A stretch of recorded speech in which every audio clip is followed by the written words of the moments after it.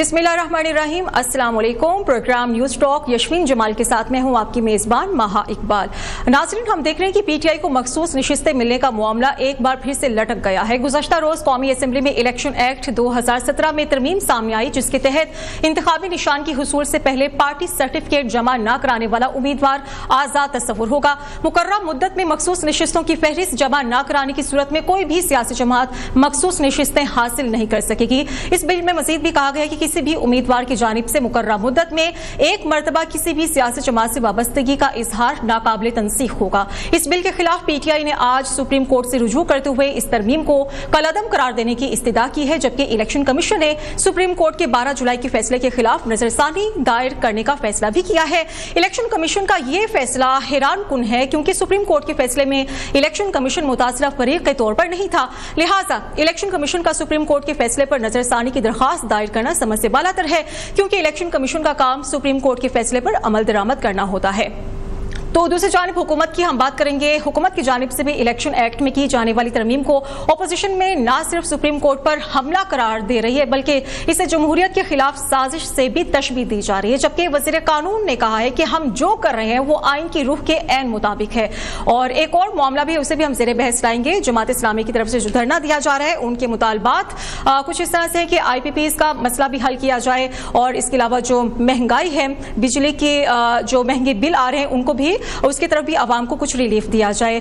तो इस तरफ हुकूमती रवैया क्या हो सकता है? आज के मौज़ूआत को ज़ेरे बहस लाने के लिए और इन पर तज्जिया जाने के लिए हमारे साथ मौजूद है सीनियर तज्जियाकार हैं माजिद निज़ामी साहब, और इसके अलावा डॉक्टर कमर चीमा साहब भी हमें अपनी तज्जियाती राय देंगे। तो सबसे पहले माजिद निज़ामी साहब, मेरा सवाल आपसे होगा, जिस तरह से पाकिस्तान तहरीक इंसाफ ने इलेक्शन एक्ट तरमीमी बिल सुप्रीम कोर्ट में चैलेंज कर दिया है, अब अगर ये फैसला PTI के हक में आता है तो ये कितना एक्सेप्टेबल होगा?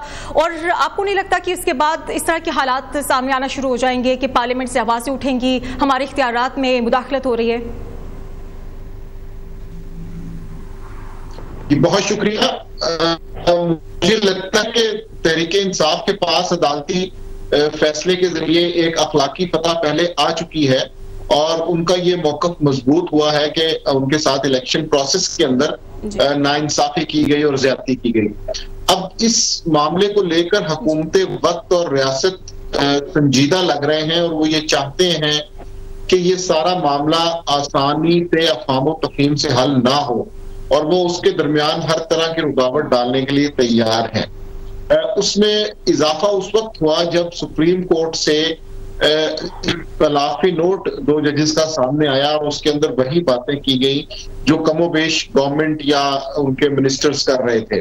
अब वहां से हुकूमत को मजीद हौसला मिला, और उन्होंने ये जो हालिया दिनों में कानून साजी की है, तो वो इस वक्त इस मूड में नजर नहीं आते कि वो आसानी से सरेंडर करते हुए ये सीटें तहरीक इंसाफ के सपुर्द कर देंगे। तो इसलिए मुझे ये मामला अभी फिर एक गर्मा गर्मी की तरफ, कानूनी बहस की तरफ और आईनी मसाइल की तरफ जाता नजर आ रहा है। उसकी वजह यह है कि गवर्नमेंट इस पे सरेंडर तैयार नहीं है, क्योंकि इस पोजीशन में है कि वो सुप्रीम कोर्ट के पास जा चुकी है। तो सुप्रीम कोर्ट का मामला इसलिए दिलचस्प हो गया है कि वहां पर पहले ये होता था कि इस्टेब्लिशमेंट और अदलिया एक पेज पे होते थे, लेकिन इस दफा वो नहीं है। तो इसलिए फिर ऑपोजिशन को रिलीफ लेने के लिए सुप्रीम कोर्ट ही जाना पड़ता है। ठीक है कमर चीमा साहब, हम गुफ्तगू सुन जी माजिद निज़ामी साहब ये कह रहे हैं कि अभी ये मामला मजीद उलझता हुआ नजर आ रहा है। आपको क्या लगता है कि PTI की तरफ से जो ये चैलेंज किया गया है इलेक्शन एक्ट तरमीमी बिल सुप्रीम कोर्ट में, तो इस पर हम क्या देखते हैं कि हुकूमत को कोई जीत नजर आ सकती है हुकूमत की, या फिर PTI को दोबारा इसमें फतह हासिल होगी? देखिए जी, जिस तरह पिछले कुछ महीनों से एक एनवायरनमेंट था, और जिस तरह सुप्रीम कोर्ट ने इसके ऊपर डेलिब्रेशंस किए हैं, बड़ा मुश्किल है कि सुप्रीम कोर्ट पार्लियामेंट को अलाउ करे कि वो अगर कोई नई कानून साजी करते हैं तो उस पर चला जाए। मुझे लगता है कि अगर कोई आईनी तरमीम हो तो तभी चीज़ें शायद सुलझ सकें, otherwise supreme court likely possibility ये है इसको स्ट्राइक डाउन कर सकती है। और दूसरा, क्योंकि ये जो बिल पास किया गया था ये बेसिकली किया ही पर्टिकुलरली सुप्रीम कोर्ट के हवाले से था और ये जो फैसले थे उसलिए किया गया था, इलेक्शन कमीशन को बचाने के लिए सब कुछ किया गया था। सो लगता तो बहुत मुश्किल है कि ये सुप्रीम कोर्ट वो कर पाएगी, ये हुकूमत वो कर पाएगी वो चाहती है। जजेस छुट्टियों पे हैं, जैसे ही वो दोबारा आते हैं कुछ बड़ा होगा, लेकिन फॉर अ टाइम बीइंग हुकूमत ने जिसे कहते हैं ना they have moved with this, तो लगता तो यह है कि टाइम बाय करने में कामयाब हो गई है हुकूमत। जी ठीक है, तो कमर जमान साहब, अपेरेंटली हम देख रहे हैं कि ये कानून साजी तो इसलिए की गई ना कि पीटीआई को उनकी मखसूस नशिस्तें ना मिल सकें। तो आपको लगता है कि ऐसे फैसले अमल दरामद होते हुए या फिर जो ये सुप्रीम कोर्ट की डिसीजंस हैं उन पर अमल दरामद को रोक सकते हैं? देखिए मुश्किल लगता है, देखिए डिपेंड करता है कि सुप्रीम कोर्ट का क्या मूड है। अगर तो किसी तरह नई कानून साजी के अंदर सुप्रीम कोर्ट के अंदर तकसीम हो जाती है और ये कहा जाता है कि हाँ जी पार्लियामेंट सुप्रीम है और पार्लियामेंट को हक पहुंचता है कि वो जो मर्जी कानून साजी करे, तो ये एक चीज है। इस पे अगर जुडिशरी डिवाइड हो जाती है तो फिर एक दूसरी चीज हो जाएगी। सो मेरा ख्याल है कि हुकूमत भी चाहती है कि हम ज्यादा से ज्यादा हेड ऑन करें जुडिशरी के साथ, कि अगर हम नहीं कन्विंस कर सके जुडिशरी को और जुडिशरी ने एक स्टेप आगे बढ़ के वो सारी की सारी सीटें पीटीआई को दे दी बजाय इसके सुन्नी इत्तेहाद कौंसिल को देते, तो वो समझते हैं कि अगर हम कानून साजी करने में कामयाब हो जाएं तो हो सकता है कि हम तकसीम डालने में कामयाब हो जाएंगे विद इन द जुडिशरी। सो इसको मैं इस एंगल से देख रहा हूं, लेकिन देखना यह है कि जुडिशरी इसको कैसे लेती है। क्या वो समझते हैं कि ये हमें जो है वो हमारे डिसीजन को की हकमउदुली की जा रही है पार्लियामेंट्री मूव के जरिए, क्या वो उसको इस तरह देखते हैं, या वो समझते हैं कि हाँ जी जैसा भी कानून पार्लियामेंट से आए हमें काबिल कबूल है। सो दोनों तरीके से देखा जा सकता है। ठीक है माजिद निज़ामी साहब, जिस तरह से हम देख रहे हैं कि मखसूस नशिस्तों का जो फैसला आया था इलेक्शन कमीशन की तरफ से नजरसानी की दरख्वास्त की गई है, और आपको क्या लगता है कि इलेक्शन कमीशन तो मुतासरा फरीक ही नहीं, या तो अगर ये इत्तेहादी हुकूमत की तरफ से इस्तदा की जाती नजरसानी की तो फिर भी वो समझ में आती है बात, लेकिन इस तमाम तर सिनेरियो को आप किस तरह से देखते हैं? कोई पॉलिटिकल सिनेरियो में कोई बड़ी हैपनिंग हो सकती है? जी, इलेक्शन कमीशन का मामला इसलिए दिलचस्प है कि इलेक्शन कमीशन ने पहले भी टेक्निकल ग्राउंड्स के ऊपर प्ले किया था और अब भी जब मुकदमे की समाअत हुई तो उनके ऊपर यही इल्जाम आया कि उनकी जानिब से जो तशरीह की गई है वो दुरुस्त नहीं थी।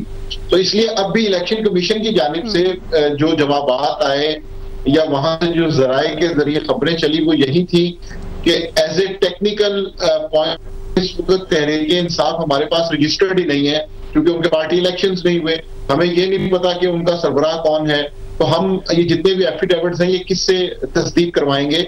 सो ये इस वक्त इलेक्शन कमीशन का मसला ये है कि वो टेक्निकल ग्राउंड्स के ऊपर अदालती फैसले के अंदर रुकावट डाल रहा है, और ये डेफिनेटली हमारे सामने है कि तहरीक इंसाफ को इलेक्शन कमीशन से ज्यादा शिकायत हैं, मुस्लिम लीग नून को और पीपल्स पार्टी को निस्बतन कम शिकायत हैं या ना होने के बराबर हैं। उससे ये तासुर मजबूत होता है कि इलेक्शन कमीशन बजाय गैर जानिबदाराना तौर पे काम करने के उसका झुकाव हुकूमती तरफ ज्यादा नजर आता है। सो इसलिए तहरीक इंसाफ भी तनकीद का निशाना बनाती है, और इसलिए अब हम जब इस पूरी पिक्चर में इलेक्शन कमीशन का किरदार देखते हैं तो हम उसे आइसोलेशन में नहीं देख सकते, वो इस सारे मामले की एक कॉन्टिन्यूएशन नजर आती है। इसलिए अगर अदालती मामले के अंदर दोबारा उनको बुलाया जाएगा या हुकूमत और अपोजिशन की इस जंग के अंदर उन्हें सामने आना पड़ेगा तो डेफिनेटली उनको झुकाव हुकूमत की जानिब होगा। अच्छा माजिद साहब, जब ये फैसला सामने आया तो उसके बाद कुछ इस तरह की आवाजें उठना शुरू हो गई थी कि पीटीआई तो फरीक थी ही नहीं, तो फिर पीटीआई को ये मखसूस नशिस्तें कैसे मिल गई, बिन मांगी रिलीफ दिया गया। अब हम देखते हैं कि जो जज साहिबान का इख्तिलाफी नोट सामने आया उसमें भी इसी पॉइंट को हाईलाइट किया गया है। आज विफाकी वजीर अतात आर्डर की तरफ से भी न्यूज कॉन्फ्रेंस की, उन्होंने यही कहा है कि पीटीआई को बिन मांगी रिलीफ दे दिया गया। बिल्कुल, ये राय बिल्कुल मौजूद है, और इसकी वजह यही है कि जब सुप्रीम कोर्ट में डिस्कशन हुई उस वक्त सुन्नी इत्तेहाद कौंसिल ये एक्सपेक्ट कर रही थी कि हमें वो सीट्स मिलेंगी, लेकिन सुप्रीम कोर्ट ने इस सारे मामले को प्रॉपरली देखने की कोशिश की और उन्होंने उस चीज को वो जो 13 जनवरी के मसले के फैसले से मामला शुरू हुआ था, उन्होंने उसको उस मुकाम पे लाके दुरुस्त किया। तो टेक्निकल पॉइंट के ऊपर, तकनीकी तौर पे तो ये बिल्कुल कहा जा सकता है कि सुन्नी इत्तेहाद कौंसिल की क्या हैसियत है, जो पहले हलफनामा जमा करवाया गया उसकी क्या अहमियत है। सो ये टेक्निकल पॉइंट के ऊपर ही हुकूमती इत्तेहाद इस वक्त प्ले कर रहा है, चूंकि उन्हें ये सूट करता है। इसलिए हमने देखा कि उन्होंने जो तरामीमी बिल पेश किए हैं उनके अंदर स्पेसिफिकली ये चीजें इंट्रोड्यूस करवाई हैं कि हलफनामे की क्या हैसियत होगी, पार्टी का कोई भी उम्मीदवार इलेक्शन से पहले ये चीज डिक्लेयर करेगा, उसके बाद उसके पास ये इख्तियार नहीं है। तो ये सारी वो बातें हैं कि जो सुप्रीम कोर्ट के फैसले में उन्हें कहा गया है कि इन पे अमल दरामद करें। तो इसलिए मुझे ये लग रहा है कि हुकूमत की जानिब से इस चीज को इंश्योर किया जा रहा है कि कम अज कम अपनी एक मुज़ाहमत जरूर दिखाई जाए और सुप्रीम के सामने और तहरीक इंसाफ के सामने मुज़ाहमती बयानिया अपनाया जाए। ठीक है, इत्तेहादी हुकूमत की तरफ से ही कोशिश की जा रही है कि टेक्निकल पॉइंट्स को आगे लेकर चलें और हो सकता है कुछ रिलीफ के भी वो मुंतजिर हैं। एक ब्रेक ले लेते हैं, ब्रेक के बाद दोबारा से अपने डिस्कशन को कंटिन्यू करेंगे। Stay with us. Welcome back नाज़रीन, अपनी डिस्कशन को दोबारा से कंटिन्यू करेंगे और जिस तरह से हम देख रहे हैं कि पीटीआई को मखसूस नशिस्तें मिलने का मामला एक बार फिर से लटका हुआ नजर आ रहा है। तो अपने सवाल का आगाज मैं करूंगी डॉक्टर कमर चीमा साहब से। कमर चीमा साहब, सूरत हाल अब ये बनती हुई नजर आ रही, जिस तरह से इख्तिलाफी नोट भी सामने आया था जज साहिबान की तरफ से, उनकी तरफ से कहा गया कि जब पीटीआई मुतासरा फरीक ही नहीं तो पीटीआई को रिलीफ दे दिया गया और इस तरह से आज अतात आर्ट की तरफ से भी न्यूज कॉन्फ्रेंस की गई। इस मामले को बार बार वो हाईलाइट कर रहे हैं। आपको क्या लगता है कि अगर इन टेक्निकल पॉइंट्स को लेकर वो आगे चलते हैं तो क्या आने वाले दिनों में उनके लिए भी कोई रिलीफ होगा इत्तेहादी हुकूमत के लिए? देखिए जी, ये बड़ा इंपॉर्टेंट पॉइंट है क्योंकि पाकिस्तान में एक तासुर है जुडिशियल पॉपुलिज्म का। हम ये समझते हैं कि बाज़ औक़ात अदारे कुछ ऐसे फैसले करते हैं जिसमें वो समझ रहे होते हैं कि शायद ऐसे फैसले करने से अवाम में अदारे की जो रेपुटेशन है वो बेहतर होगी, क्योंकि पाकिस्तान के अंदर बहुत सारे अदारे बहुत सारे फैसलों की वजह से कॉम्प्रोमाइज हो जाते हैं।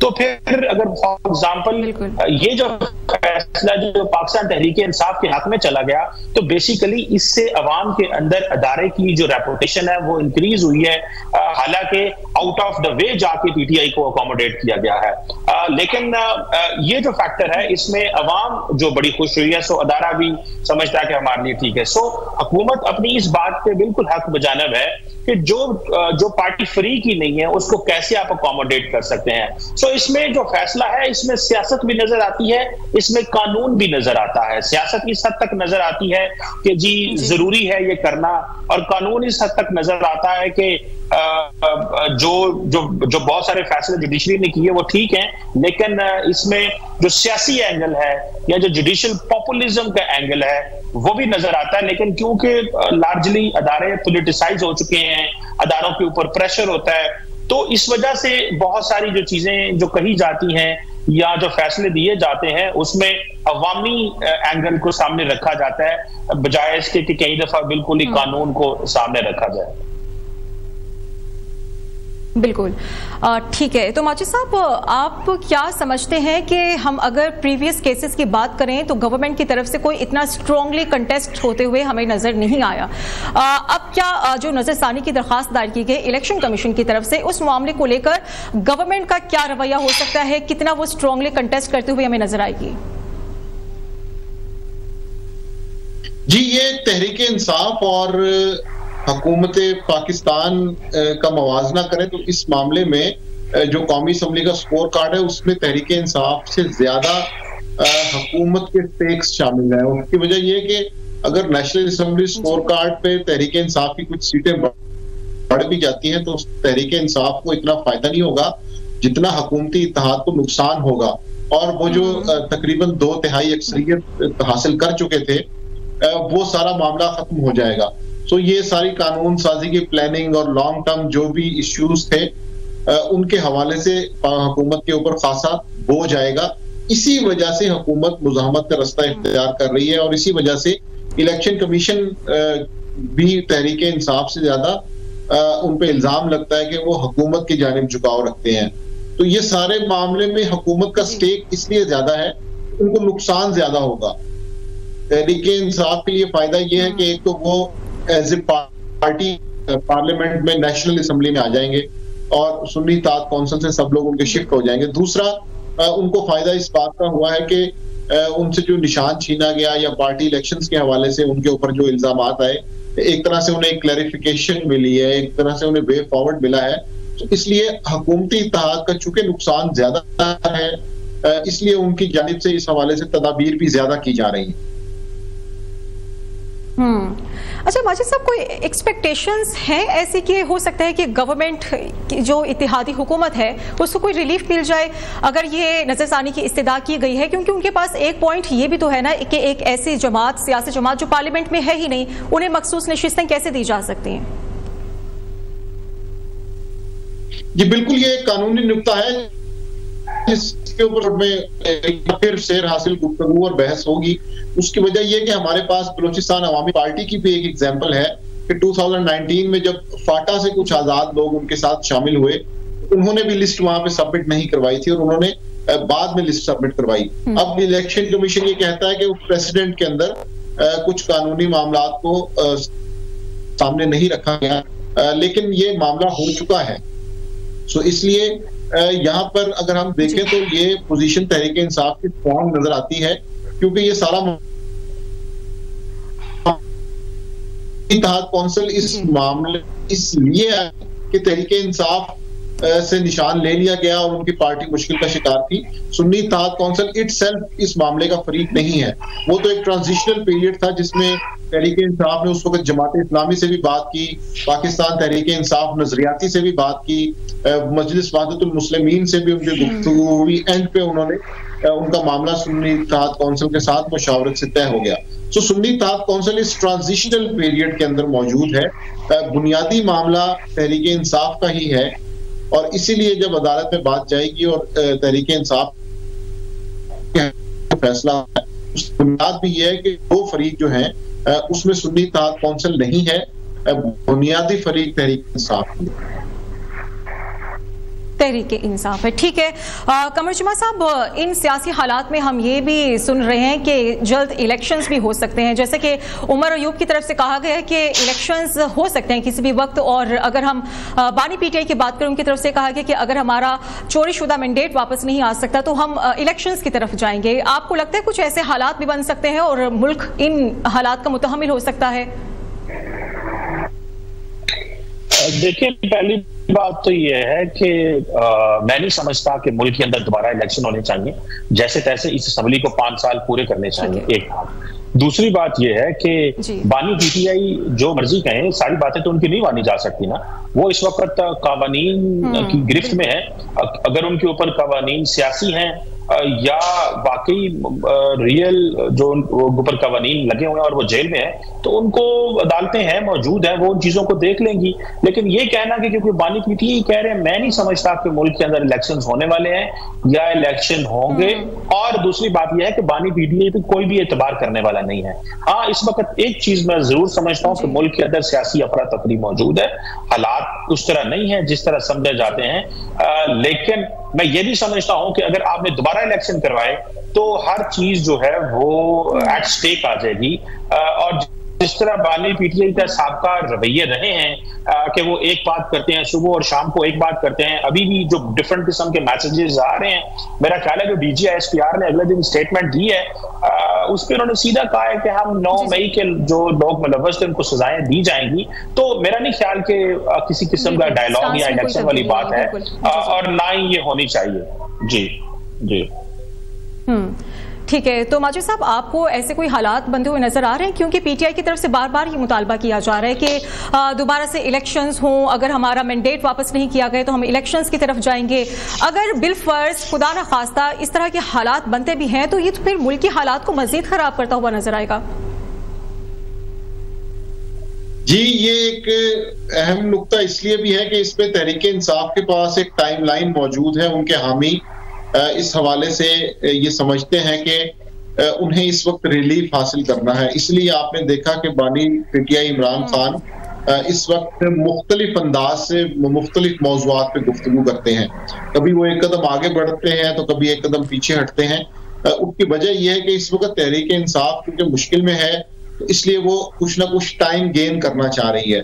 और इस थ्योरी की बुनियाद ये है कि चूंकि इस वक्त जस्टिस काजी फायद ईसा हैं, तो उनकी तब्दीली के बाद नए आने वाली अदलिया की पॉलिसी कहीं ना कहीं चेंज होगी और उस पॉलिसी की बुनियाद पे तहरीके इंसाफ को रिलीफ मिलेगा। तो इसलिए तहरीके इंसाफ इस वक्त जितनी भी प्लानिंग कर रही है या उसकी स्ट्रेटेजी है, जिस तरह हमने देखा कि उन्होंने खैबर पख्तूनख्वा में जलसा किया, या वो अपने प्रेस कॉन्फ्रेंसेस में कहते हैं कि इलेक्शंस की तैयारी करें या हमारा मैंडेट वापस करें, या वो कहते हैं कि हालात बदलने लगे हैं। तो इस सारी स्ट्रेटेजी के अंदर एक तो वो अपने कारकुन को उम्मीद दिला रहे हैं, उसकी मायूसी को खत्म कर रहे हैं, और दूसरा वो टाइम हासिल करना चाह रहे हैं ताकि इस वक्त जो मुश्किल है वो खत्म हो जाए और नई अदलिया की नई पॉलिसी के साथ उन्हें कोई ना कोई रिलीफ मिल सके। बिल्कुल, यही एक्सपेक्टेशंस सामने आ रही है पीटीआई की तरफ से। ठीक है, अभी एक ब्रेक ले लेते हैं और ब्रेक के बाद हम दोबारा हाजिर होंगे। Stay with us.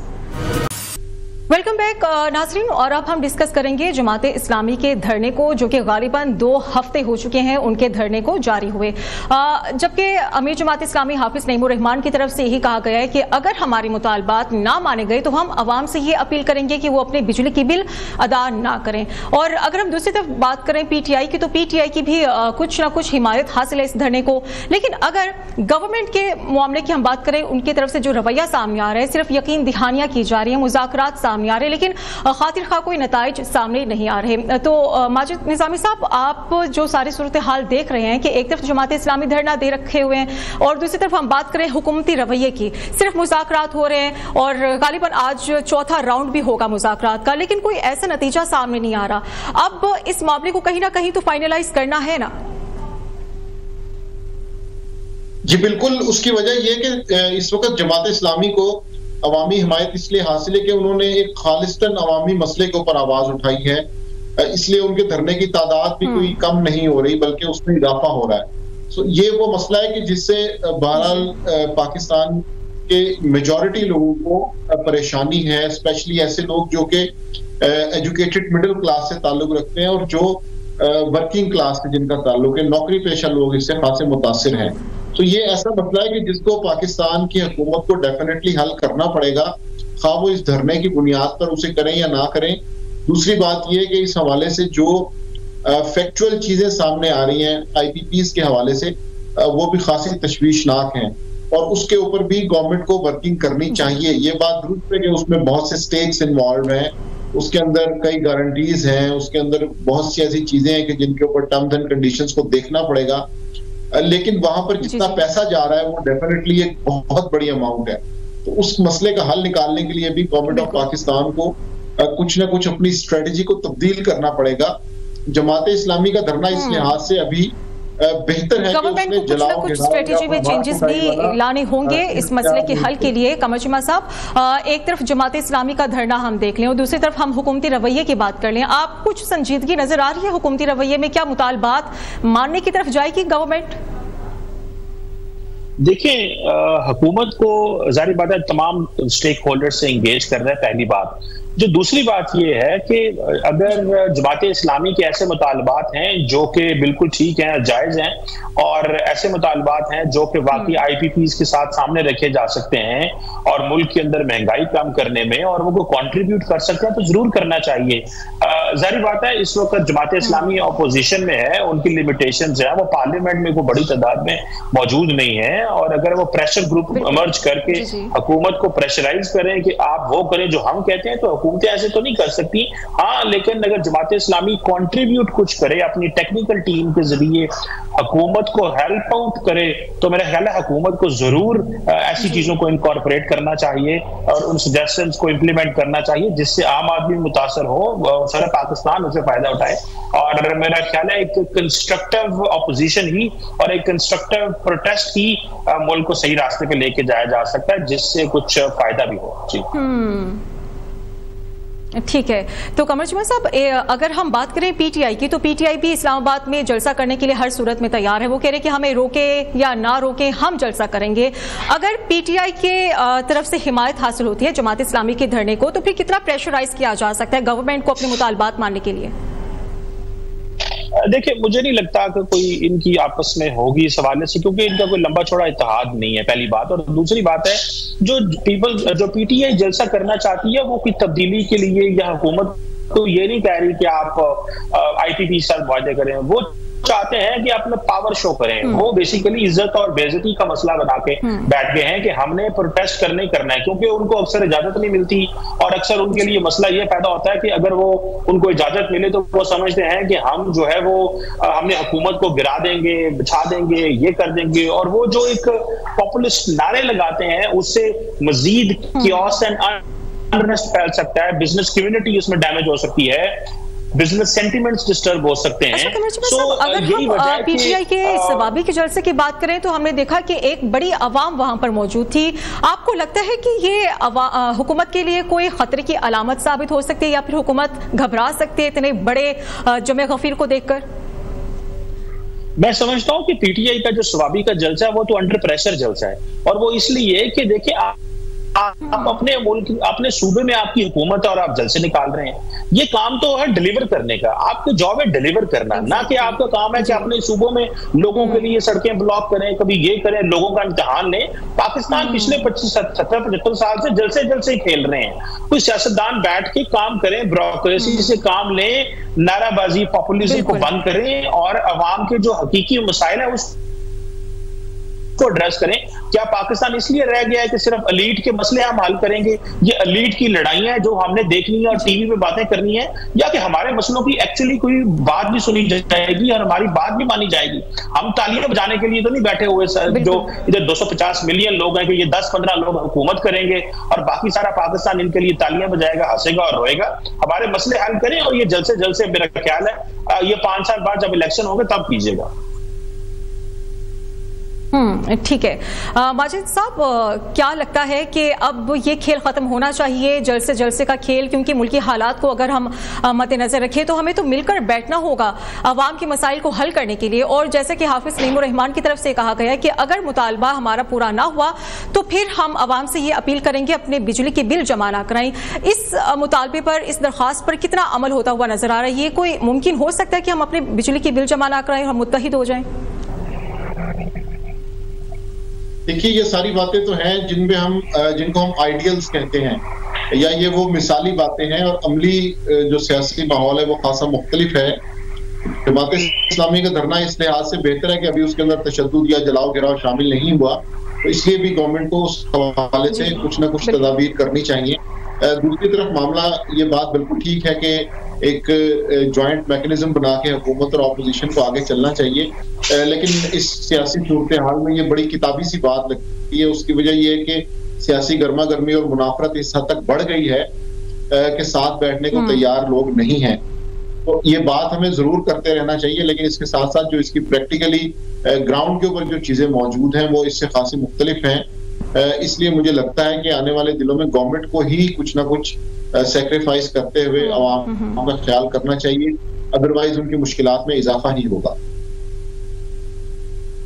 जी, तो माजिद साहब, जिस तरह से जमात इस्लामी की तरफ से ये अनाउंसमेंट की गई कि अगर हमारे मुतालबात ना माने गए तो फिर हम डी चौक की तरफ रुख करेंगे, हालात खुदा ना खास्ता कशीदा भी हो सकते हैं, तो गवर्नमेंट को अब सोचना चाहिए कि अगर एक सियासी जमात एक ठंडे अंदाज में कर रही है धरना तो उसके मुतालबात की तरफ हमें मिलकर बैठना होगा, बजाय इसके कि हालात मजीद कशीदा हों।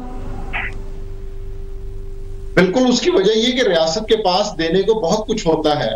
इनके पास बिलियंस ऑफ रुपीस हैं, किसी भी अपने बजट के हिस्से में से कुछ ना कुछ पैसे निकाल के दूसरी जानिब शिफ्ट किए जा सकते हैं। ये कोई इतनी बड़ी बात नहीं है, और इसीलिए हमने देखा कि जब चीजें एहतजाज एक नफ्सियाती हद से आगे बढ़ जाता है तो फिर उसका नुकसान होता है। ठीक है, साहब, आईपीपीएस का मामला है और फिर महंगी बिजली का मामला है जिसको जमात इस्लामी की तरफ से हाईलाइट किया जा रहा है। आप कितना देख रहे हैं इस मामले को हल होता हुआ? गवर्नमेंट की तरफ से आइंदा आने वाले दिनों में क्या बिहेवियर हो सकता है? देखिए, ये जो आईपीपीएस का मसला है ये प्योरली जेन्युइन अवामी मसला है, और इस पे हमारी जो साबका हुकूमतें हैं उन्होंने जारी बात है अंडर प्रेशर बहुत सारे फैसले किए हैं। उस वक्त बड़ी बिजली जाती थी, कुछ अंडर प्रेशर किए होंगे, कुछ नालायकियां होंगी। मैं समझता हूँ इसमें बजाय इसके कि अरबों रुपए हम आईपीपीएस को दे रहे हैं, एक तो बात यह है कि इसको रिविजिट करना, अगर वो हमारे अपने ही लोग हैं उनसे दोबारा इंगेज करना ठीक है, सॉवरन गारंटी जरूर मौजूद है। हम जो कंपनियों से मुआहदे करते हैं हमें उन मुआहदों को ऑनर करना चाहिए, लेकिन मैं समझता हूं कि अब हालात बदलते जा रहे हैं। सोलर एनर्जी का इस्तेमाल बहुत बढ़ गया है, रीन्यूएबल एनर्जी जो है वो एनर्जी मिक्स के अंदर पाकिस्तान में आ चुकी हुई है। हमने ऑल्टरनेट मेथड्स ढूंढ लिए हुए हैं बिजली बनाने के। मैं समझता हूं कि उन मुआहदों को रिविजिट करना ये एक नेशनल ड्यूटी है और उन आईपीपीएस कंपनियों को एंगेज करना चाहिए, और जमात इस्लामी हो और बाकी सियासी जमातें हो, इन तमाम को सर जोड़ के बैठ के एक नेशनल कंसेंसस पैदा करना चाहिए। पहले पीटीआई ब्लैकमेल होती रही, आज अगर नून लीग ब्लैकमेल होती है, कल को बाकी लोग ब्लैकमेल होते हैं, तो अवाम को कैसे बचाना है, एक आम आदमी को सस्ती बिजली कैसे पहुंचानी है, और एक इंडस्ट्रियलिस्ट को, एक कारोबारी शख्स को सस्ती बिजली कैसे पहुंचानी है, हमारी जिम्मेदारी चेंजेस लाने की जरूरत है। बहुत शुक्रिया डॉक्टर कमर चीमा साहब हमारे साथ मौजूद थे, माजिद निजामी साहब। और प्रोग्राम का वक्त खत्म हुआ जाता है, मुझे इजाजत दीजिए, अपना ख्याल रखिएगा, अल्लाह हाफिज।